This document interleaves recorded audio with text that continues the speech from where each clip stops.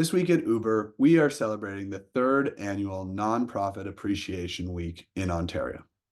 This week is about recognizing those who work in charitable and nonprofit organizations across our province. These are dedicated and passionate professionals who are having a huge impact in our communities.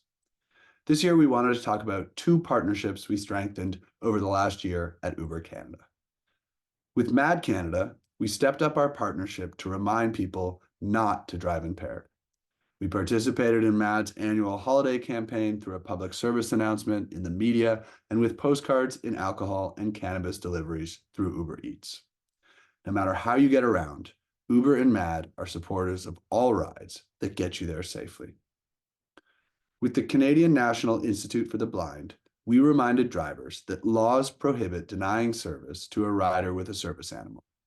Across the country, drivers picked up CNIB branded blankets, lint rollers, and decals for their vehicles and had the opportunity to learn more from meeting with someone at CNIB with a service animal. Uber believes in equal access to transportation for all.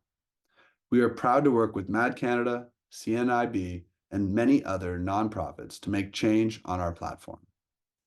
Thank you to everyone working in the nonprofit sector for all you do to help make our communities in Ontario better for everyone.